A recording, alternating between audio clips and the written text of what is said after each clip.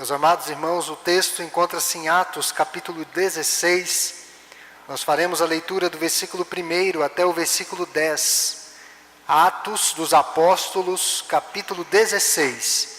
A leitura será do versículo 1 até o versículo 10. Peço que os irmãos acompanhem atentamente a leitura em suas Bíblias. E diz assim a palavra do Senhor. Chegou também a Derbe e a Listra.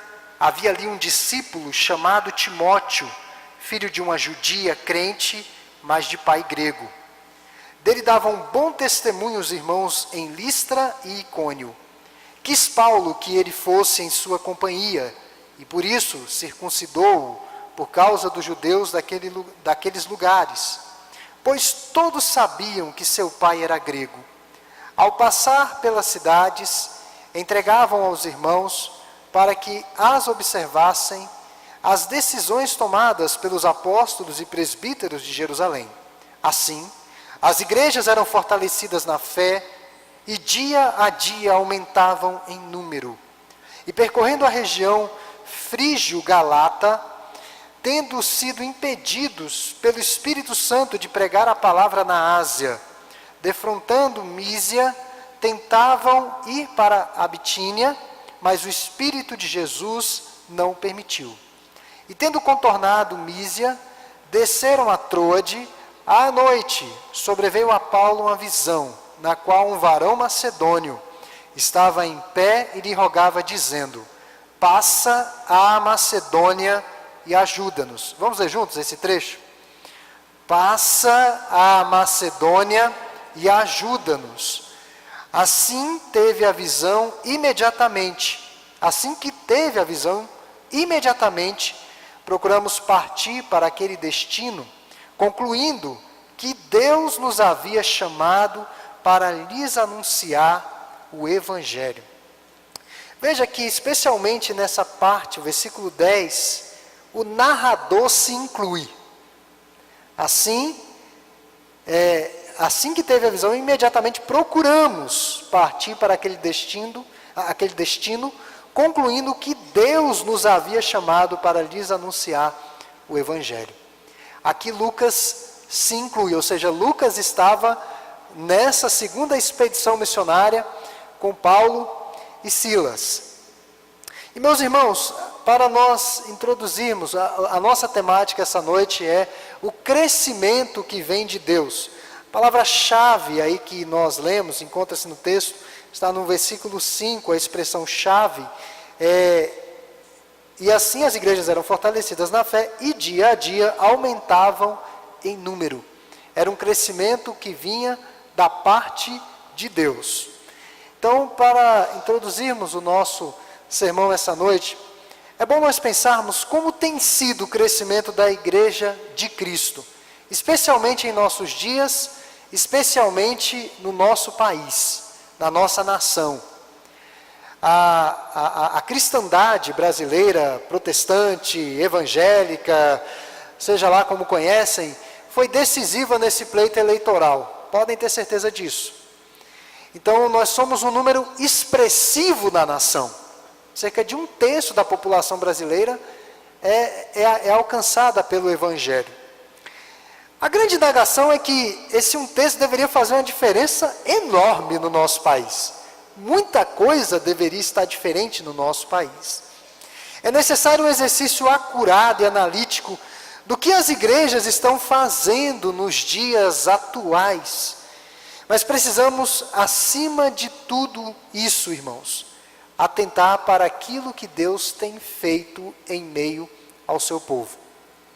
Nós temos que olhar para a igreja, como que a igreja tem respondido a Deus, mas sobretudo o que Deus está fazendo na igreja e no nosso país. Nós precisamos ter uma leitura serena, uma leitura racional, uma leitura bíblica daquilo que o Senhor está fazendo em nossa igreja.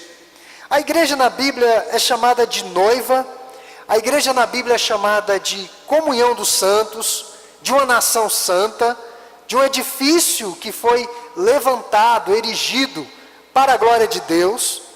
A igreja também é denominada família da fé, uma grande família, coluna e baluarte da verdade. O fato é que a igreja foi estabelecida por Deus. Foi Deus quem inventou a igreja, Deus quem estabeleceu a sua igreja. E nesta dinâmica da identidade, da atuação, nós temos as conversões na igreja. E veja que na igreja primitiva isso era uma rotina. Muitas pessoas iam se achegando, se agregando, tornando-se membros dessa igreja viva do Senhor Jesus Cristo. Não é diferente nos nossos dias. Mas infelizmente, a igreja, especialmente no Brasil, encontra-se muito dividida. Nós não temos hoje condições, eu não tenho condições de firmar uma aliança evangélica com as diversas denominações que temos no nosso país. Por uma razão muito simples. A visão que se tem de Deus é muito diferente da visão que a nossa igreja tem de Deus. Estou dizendo que a nossa igreja é a melhor. Não estou falando isso aqui. Mas a perspectiva que se tem sobre a pessoa e a ação de Deus é muito diferente. E isso impacta diretamente a igreja no mundo. O que é a igreja no mundo? Certamente os irmãos conhecem cristãos, pessoas que se dizem cristãs, que dão um péssimo testemunho. Mas se você for na igreja dele, é o crentão. É o crentão do domingo, é o crentão dos cultos, é a pessoa mais fervorosa, mais crente, mas que lá fora não dá testemunho nenhum. Mente, é desonesto com seus negócios. Se vai vender um carro, faz aquela maquiagem, passa o carro estragado, não está nem aí para quem vai comprar aquele carro. E que tipo de cristianismo é esse? É o país que nós vivemos. A igreja vive, assim, um momento muito difícil.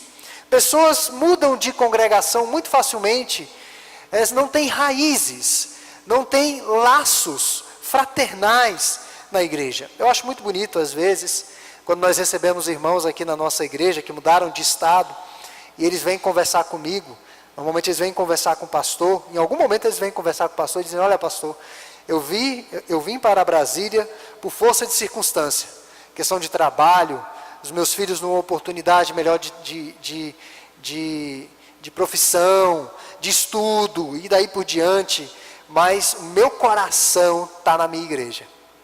Porque na minha igreja, conheço muitas pessoas, trabalhei muito lá, e eu tive exemplos formidáveis aqui na segunda igreja de irmãos, que eram extremamente vinculados à sua igreja, mas que chegaram na nossa igreja e já criaram novas sinapses, novas conexões, novas amizades. E pessoas que chegaram na igreja e floresceram e deram muitos frutos, mesmo com o coração em outra congregação, mas deram frutos aqui. E às vezes nós olhamos para a igreja, alguns irmãos, eles vêm na igreja no domingo, mas não querem muito envolvimento. Às vezes não vem nem domingo, não tem aquele envolvimento. Meus irmãos, quando nós estamos com o coração na obra do Senhor, nós queremos envolvimento. As reuniões da igreja, na verdade, são oportunidades para que nós estreitemos esses laços fraternais, estejamos juntos em adoração diante do Senhor. Isso impacta a nossa família, isso impacta as nossas amizades, isso faz com que às vezes recebamos uma visita em casa e digamos a eles assim: vamos para a igreja, vamos dar um pulo ali na igreja, vamos visitar a igreja, vamos estar junto com os irmãos em adoração, porque a igreja tem uma presença efetiva na vida dos irmãos. Mas não é o que nós temos visto hoje. Há uma certa frieza, muitas pessoas mudando de congregação por coisas de só menos importância, brigas, desentendimentos, há situações até mesmo de processos judiciais. Pessoas que processam a igreja. É o cúmulo do absurdo, a pessoa processar uma igreja. Você vai no local que está tendo várias audiências, certamente muitos aqui já foram em audiências, ou para se defender, ou para acusar alguém, sei lá. E normalmente tem um alto-falante, uma sala de espera. Na hora que é a sua audiência, lá do alto-falante você ouve: fulano de tal contra a segunda igreja presbiteriana de Taguatinga. Todo mundo ouve. Todo mundo que está ali ouve. A que ponto nós chegamos? De fato, há uma crise. E boa parte da sociedade não considera a igreja uma instituição séria.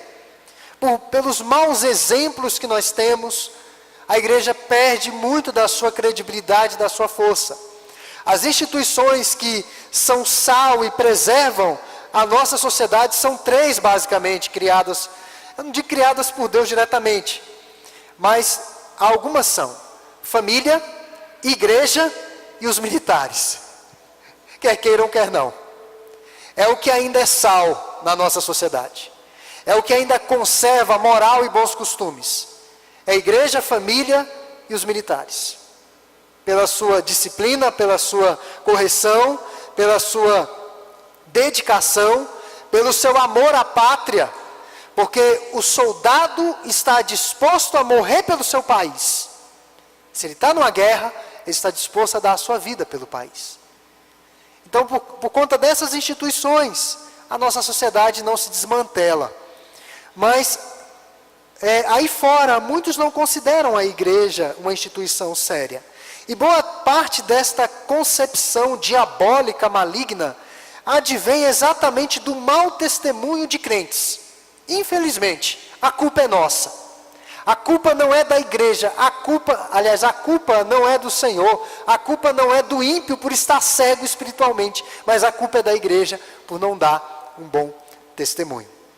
E nesta noite, eu quero que nós atentemos para um crescimento que vem de Deus. Quando eu falo crescimento que vem de Deus, é em todos os aspectos, não só numérico, não só inchaço, mas um progresso na fé cristã. Como que é esse crescimento que vem do Senhor?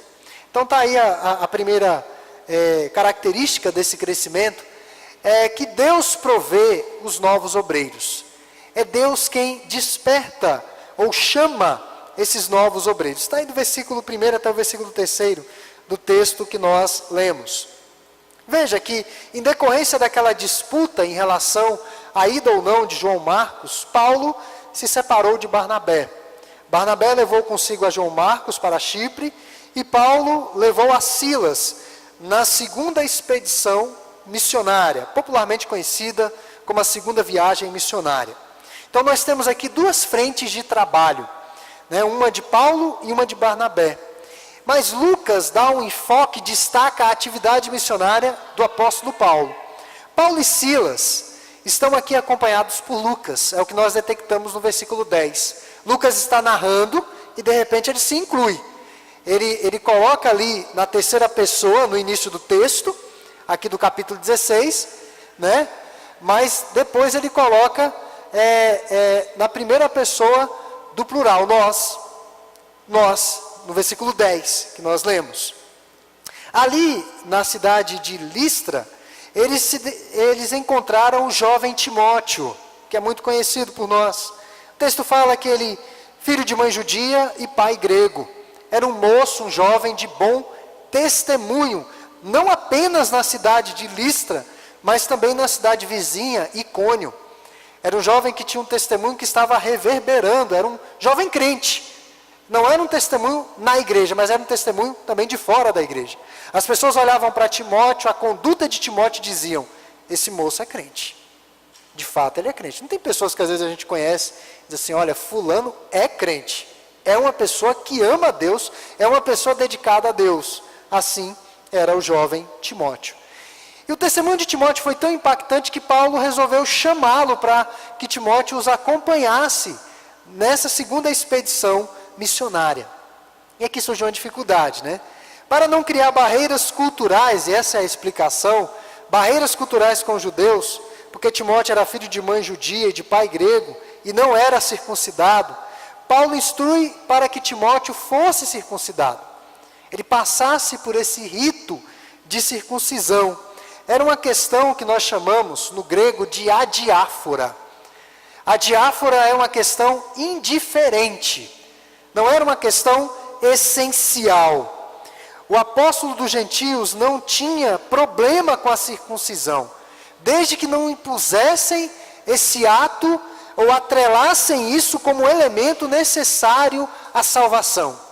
A salvação já estava esclarecida pelo Concílio de Jerusalém. Era um ato gracioso de Deus. Eu vou dar um exemplo, irmãos. de adiáfora aqui no púlpito. Nós conhecemos muito bem o príncipe dos pregadores do século XIX, o reverendo Charles Spurgeon. O reverendo Charles Spurgeon era um pregador internacionalmente reconhecido, um pregador batista inglês do século XIX, pregou muito em Londres. Naquele tempo, reunir 2.000, 3.000 pessoas era um feito. Na Catedral Metropolitana, que era a igreja de Charles, ele reunia dominicalmente cerca de 3.000 pessoas falando do Evangelho. Ele era um pregador muito famoso, muito afamado. Charles fumava charutos. Ele tinha essa questão dos charutos. Todas as noites, ele ou lia a Bíblia ou lia um livro fumando charutos antes de dormir. Isso para nós é um escândalo absurdo. É um escândalo sem tamanho. Porque naquele tempo, o fumo ainda não era visto como uma questão de saúde, que afetasse a saúde diretamente. Não tinha estudos tão acurados sobre isso. Fumo era como café no nosso país. Se você tomar café, para alguns religiosos aí, é um escândalo absurdo, porque faz mal à saúde, na concepção de alguns. Então Charles, todas as noites, fumava o seu charuto, lia a Bíblia e lia um livro. O seu mordomo um dia, passando pela sala, viu Charles fumando aquele charuto e disse assim para o pastor: pastor, o senhor não larga esse charuto, né? O senhor não larga esse charuto. Aquilo mexeu com Charles Spurgeon. Ele disse: quer saber de uma coisa? Eu não vou mais fumar charuto. Daquele dia em diante, até a sua morte, não por uma questão de saúde ou de pecado, Charles Spurgeon nunca mais fumou charutos. Ele era tão reconhecido por fumar charutos que foi lançada uma marca de charutos com o nome dele. Pensa que coisa estranha, né? Uma marca de charutos com Charles Spurgeon. Charuto Charles Spurgeon. Quando seu mordomo colocou isso para ele o fumar charutos era uma adiáfora. Era algo indiferente, era algo que não afetava a sua espiritualidade, era algo que não interferia na sua salvação, era algo que não era pecaminoso. E Charles Spurgeon aplicou aquilo que o apóstolo Paulo fala. Todas as coisas me são lícitas, mas nem todas convêm. Todas as coisas me são lícitas, mas nem todas edificam. Todas as coisas me são lícitas, mas eu não me deixarei dominar por nenhuma delas. Quando o mordomo acendeu o sinal amarelo e disse: reverendo, o charuto está aí toda noite. Ele disse: espera aí, o charuto não me domina. Nunca mais ele fumou charutos. Era uma questão de adiáfora. Hoje está comprovado que a questão de saúde faz mal à saúde fumar, charuto, cigarro, seja lá o que for. Então, irmãos, no caso de Timóteo, ser um bom cristão não significava ser um mau judeu. Ele precisava estar realmente dentro daqueles ritos do judaísmo para ele ter voz em meio aos judaizantes. Eles iriam para diversas sinagogas falar de Cristo. E o fato dele não ser circuncidado, isso poderia causar um certo constrangimento e embotar a mensagem do Evangelho.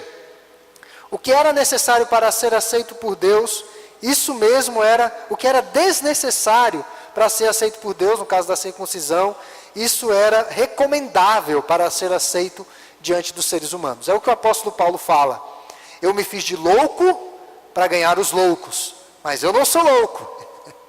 Não sou louco, eu me fiz para ganhá-los. Então, para Timóteo não havia nenhum problema passar por esse rito. Veja que com Tito, Paulo não permite que ele seja circuncidado, numa outra passagem.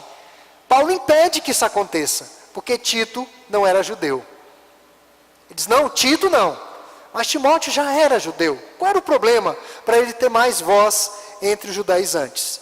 Timóteo aqui, o que chama a atenção no texto, que salta aos olhos aqui, é que Timóteo é caracterizado como discípulo, ou seja, não era apenas um simpatizante, alguém que gostava da igreja, alguém que cresceu na igreja, que aprendeu a Bíblia, mas era um discípulo, alguém que teve sua vida mudada e transformada pelo Senhor.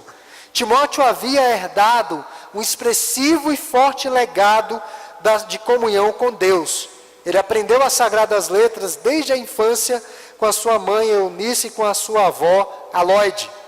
E Paulo disse que não havia ninguém igual a ele que cuidava dos interesses da igreja. Eu convido os irmãos a olharem só um texto aqui em Filipenses 2, 19 até o 20. Filipenses 2, 19 ao 20.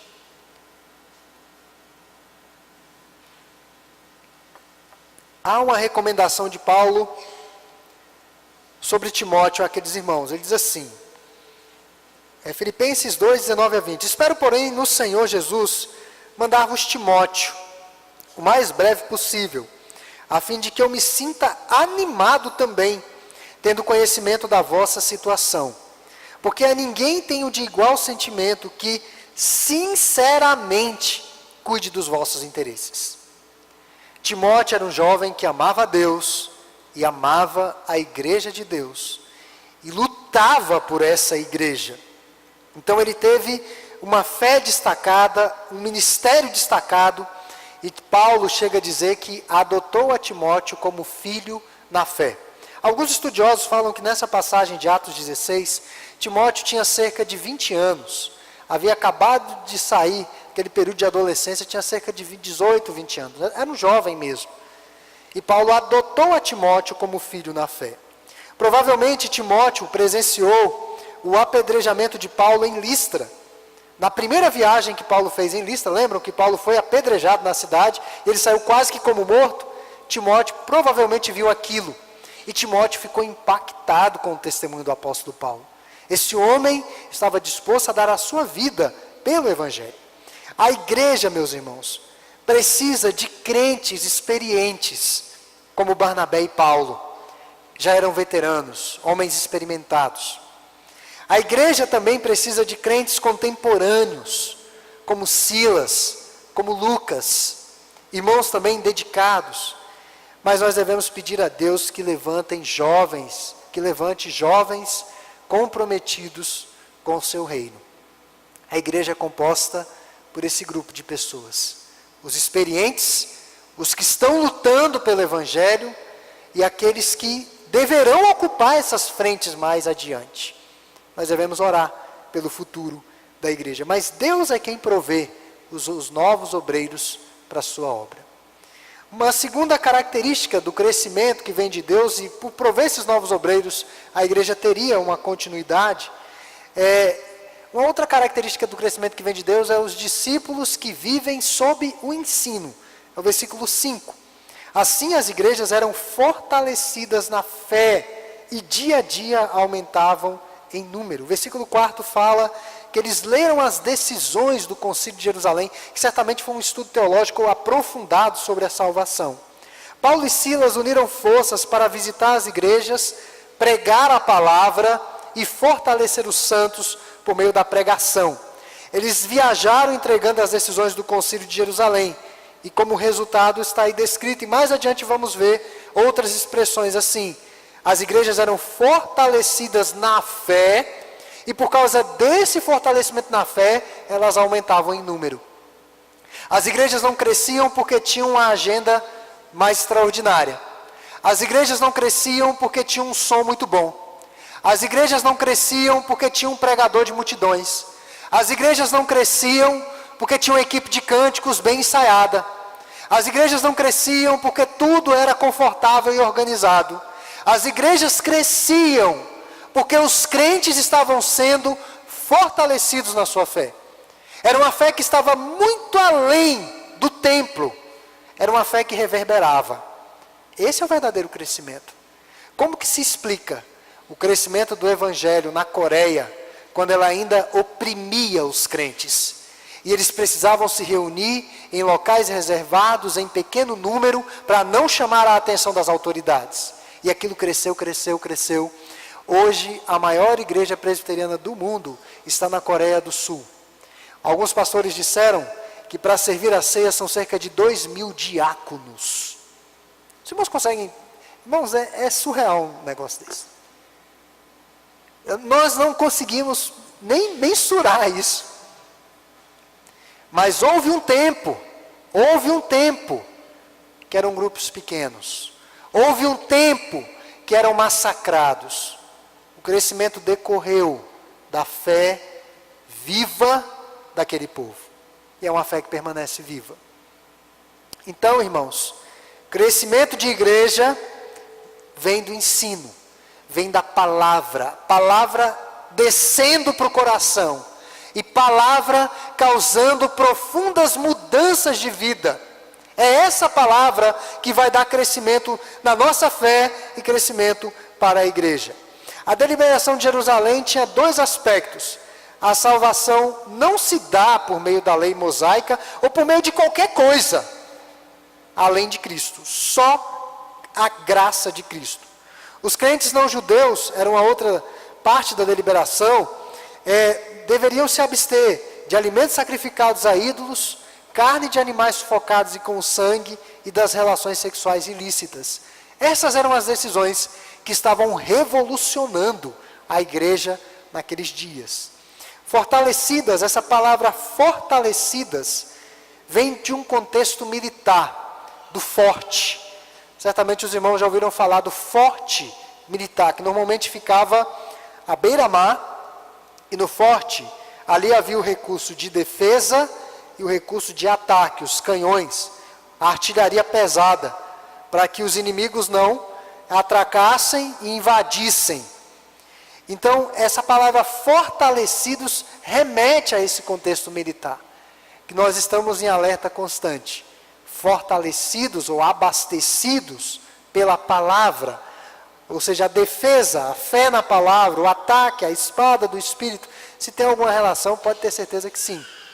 Então, os discípulos vivem sobre o ensino das Escrituras. É uma característica da igreja que tem um crescimento de Deus. E a última característica que eu quero salientar aqui do crescimento que vem de Deus é os discípulos que vivem sob a direção do Senhor. A palavra final é do Senhor. Versículo 6 até o versículo 10. Há momentos, irmãos, que Deus nos conduz fechando algumas portas.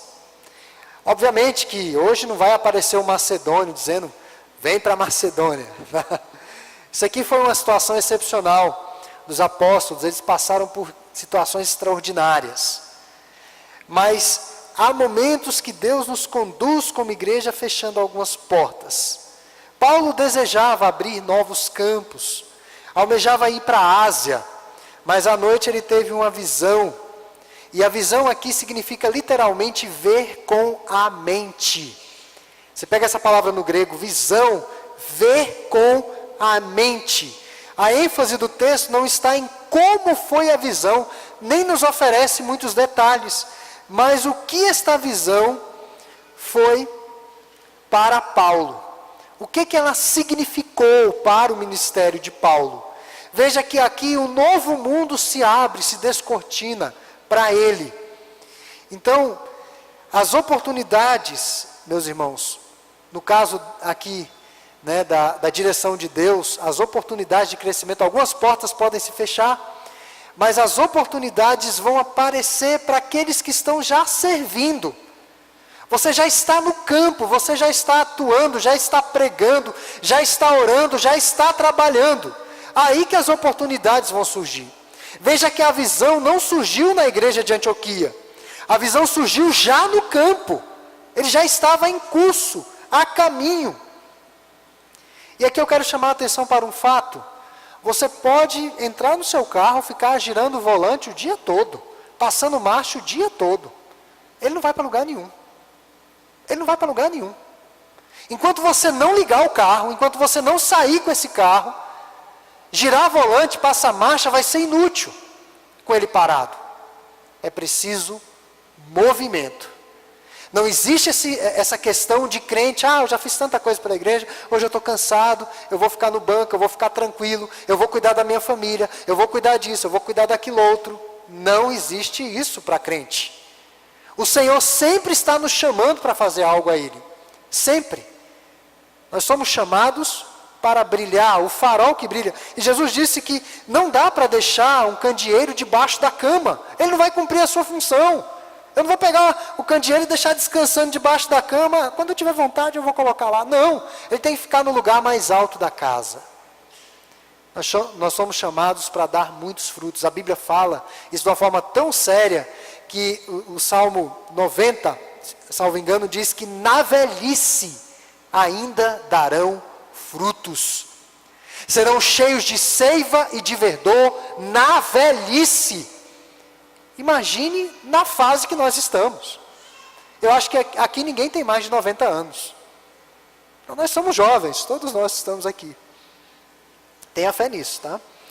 Então, você pode girar o volante o dia todo, o carro não vai sair. É preciso estar em movimento. E conhecer a vontade de Deus é como dirigir em meio a uma neblina. Deus nos dá apenas luz suficiente para que nós vejamos os nossos pés. Luz para os meus pés é a tua palavra. Aliás, lâmpada para os meus pés é a tua palavra e luz para os meus caminhos. Deus nos dá a luz apenas suficiente para os nossos pés, para que nós não tropecemos ou caiamos em alguma ribanceira, em algum buraco. Então, à medida que seguimos, que caminhamos ao Senhor, e essa palavra seguir é altamente gráfica e dinâmica no Novo Testamento, Deus nos dá a luz que necessitamos para ir à frente. Ele vai nos dando as condições que nós precisamos para avançar. Deus direcionou Paulo para evangelizar a Europa. Aqui não está assim explícito Europa, como nós conhecemos hoje. Mas a Macedônia nada mais é do que a Europa. Paulo estava indo para a Ásia. E Deus diz a Paulo, olha, vai para a Europa. A Macedônia do primeiro século tinha países prósperos e estratégicos, como a Grécia.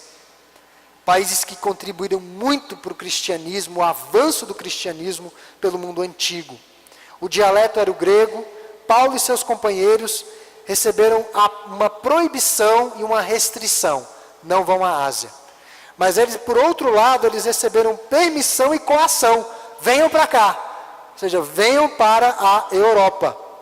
E o que chama a atenção é que esses homens se regozijaram, tanto com as restrições e as proibições, também como com a permissão e essa coação de Deus para pregar o Evangelho na Europa.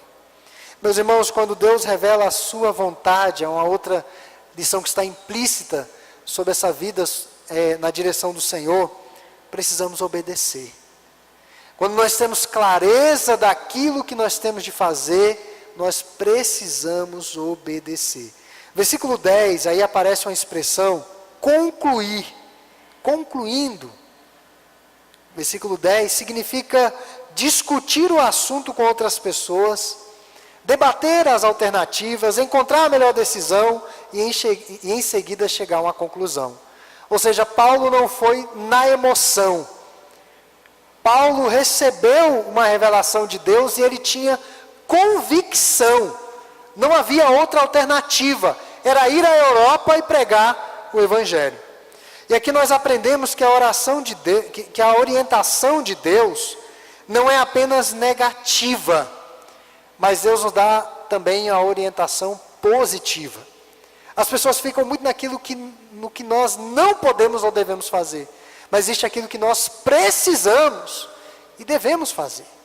Existem orientações positivas, algumas portas se fecham, mas outras certamente irão se abrir. Não é apenas uma orientação circunstancial, mas racional. Nós devemos sempre estar pensando sobre a nossa vida cristã. Somos chamados a meditar sobre a nossa vida, a pensar como está a nossa vida, se de fato essa vida está atendendo aquilo que Deus quer ou que Ele deseja de nós. Essa orientação não é apenas pessoal, mas é também conjunta. Veja que essa decisão de Deus afetou o grupo todo, a Silas e a Lucas também. E Lucas meio que perde aqui o fio da narrativa. E ele diz, não, nós fomos para a Europa. Ele acaba se incluindo. Essa orientação de Deus afetou a coletividade. Então, muitas vezes, é uma outra lição que está implícita aí, muitas vezes quando obedecemos, a realidade não corresponde à nossa visão. É o que nós vamos ver na segunda parte dessa viagem missionária de Paulo. Estar sob a direção de Deus em seu trabalho não nos imuniza de dificuldades, de problemas e até mesmo de sofrimentos. Eles obtiveram êxito na missão, eles foram vitoriosos, sem dúvida alguma, mas não sem dor, não sem suor, não sem sofrimento, não sem lágrimas. Não existe vida cristã que é um parque de diversões. Eu estava lendo um livro ano passado, achei muito interessante um autor conservador dizendo que vida cristã não é um parque de diversões, onde você tem muitas emoções e diversão o tempo todo. Vida cristã é uma jornada difícil. É uma jornada que vamos ter paradas de lágrimas, de sofrimento, de resignação, mas jamais abatidos, nós continuaremos em movimento em direção ao êxito no Senhor. Isso é vida cristã, não é um parque de diversões. Na visão, os irmãos observem aí, Paulo se deparou com um homem europeu pedindo ajuda. Atravessa e vem à Europa. Vem à Europa. Os irmãos vão ver o que aconteceu quando eles chegaram em Filipos. Paulo estava preso, foi preso, Paulo e Silas, presos num tronco, nus, surrados, cansados, exaustos. E eles poderiam estar naquele silêncio da oração silenciosa, pensando, por que Deus me trouxe para esse lugar? Mas a Bíblia diz que de madrugada, aqueles homens, no frio, os vergões pelo corpo, louvavam a Deus, se regozijavam em Deus, ao ponto das cadeias do lugar se romperem, os presos fugirem, e um carcereiro está pronto a matar-se, porque ele iria pagar pela saída dos presos. Paulo e Silas entenderam que eles haviam sido presos para evangelizar o carcereiro. E a famosa evangelização do carcereiro, quando o carcereiro se converte, toda a casa dele, e ele é batizado na cadeia. Como explicar isso? Talvez o varão macedônio europeu era o carcereiro. Atravessa a Macedônia e vem. Eles tiveram êxito na missão. Meus irmãos, quando Deus nos dá orientação, obedeçamos. Custe o que custar.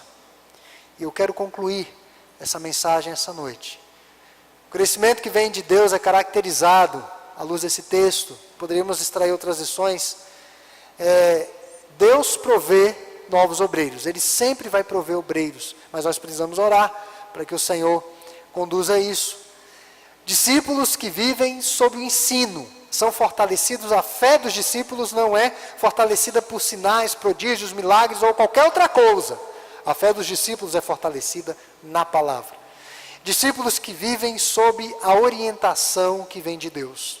É o que pesa, é o que é caro, é o que é imprescindível. Uma vida sob a orientação de Deus. E eu quero fechar aqui com 2 apelos. O primeiro deles é que se você estivesse passando na rua, em qualquer lugar, no seu prédio, na sua vizinhança, às vezes nós ouvimos gritos de crianças, mulheres sendo agredidas, alguém na rua pedindo socorro. Se você não for ajudar, lá, dar a sua cara. Eu, quando morava no outro prédio, aqui já em Taguatinga Norte, à noite, de madrugada, umas 3 da manhã, eu vi uma mulher gritando e batendo na porta, mas era uma gritaria, irmãos, assim, absurda, e parecia que ela estava sendo sufocada. E aí eu fiquei sabendo que era ela que batia no marido. Que ele não falava nada, ele apanhava, ela gritava. Era ela que batia nele. E às vezes ele saía triste, ficava deprimido lá no meio-fio, em frente ao condomínio. Então era ele que apanhava, né? Mas normalmente quando nós vemos uma situação assim, ou nós vamos ajudar, ou pedimos a alguém que tenha mais condições para ir ajudar. Eu digo aos irmãos, se alguém estiver sangrando, não me chame, porque eu vou desmaiar em cima. Mas se eu ainda estiver consciente, eu vou chamar alguém que tenha condições de ir lá estancar o sangramento. E é assim que funciona a jornada cristã. Podem ter certeza que tem muitos macedônios que nos cercam, que estão pedindo ajuda. Atravessa a Macedônia e ajuda. Muitas pessoas estão indo para o inferno, ou já estão no inferno, pedindo ajuda. E o que nós temos? O Evangelho. Basta apenas anunciar o Evangelho. Se essa pessoa aceitar, não aceitar, o problema é dela. Mas a mão foi estendida, o caminho foi mostrado, foi evidenciado. E nós fomos instrumentos de Deus para atender um pedido de socorro, que muitas vezes é silencioso, é um pedido da alma. E uma outra lição que eu quero deixar aqui também, irmãos, um apelo à igreja, além do anúncio àqueles que estão sofrendo, é o envolvimento mesmo com o Senhor. Não apenas no domingo, mas quando Deus nos der a oportunidade, se envolva com o Senhor. Se envolva com a causa do Senhor. Enquanto Deus está lhe dando saúde, recursos, condições, se envolva. Vamos deixar essas desculpas do século 21 da falta de tempo. Nós sempre arrumamos tempo. Se você quer fazer uma academia, você arruma tempo. Se você come, arruma tempo. Se você quer ver Netflix, você vai arrumar muito tempo. Que não é pouco, é muito. Então, tempo nós temos. Essa desculpa de que se não tem tempo, isso não cola com Deus. É preciso nos envolvermos mais. Frequentando a igreja, se envolvendo nas frentes de trabalho da igreja. Eu creio que nós não temos hoje a mesma disposição desses missionários. Os irmãos vão ver o que aguardava eles na Europa. Não era lá a Torre Eiffel e nem aqueles restaurantes com aquelas comidas glamorosas e caras, né, aquele idioma francês, nada disso. O que aguardava eles era uma pedreira sem tamanho. Talvez fosse melhor ter ido para a Ásia mesmo. Já tinham igrejas lá. Mas Deus os enviou para a Europa. Então que Deus essa noite nos ajude. Nós vamos tomar a ceia do Senhor. Que seja uma noite de renovação dos nossos votos, uma noite de renovação da nossa vida com o Senhor, da nossa atuação na igreja. Estamos chegando no final do ano. Pense na sua vida, daqui até o final de dezembro, o que é que você fez para o Senhor, o que é que você se propôs a fazer. Irmãos, eu como pastor, estou falando como pastor, que eu estou comprometido com a igreja até os cabelos. Eu não tenho outra atividade, eu tenho que estar envolvido com a igreja. Mas há momentos que eu como pastor, sento e penso, Senhor, estou em débito demais. Estou precisando correr atrás de muita coisa. Precisando orar mais, ler a Bíblia mais. Estou precisando dedicar mais. Meus irmãos, que o Senhor realmente nos incomode. Amém?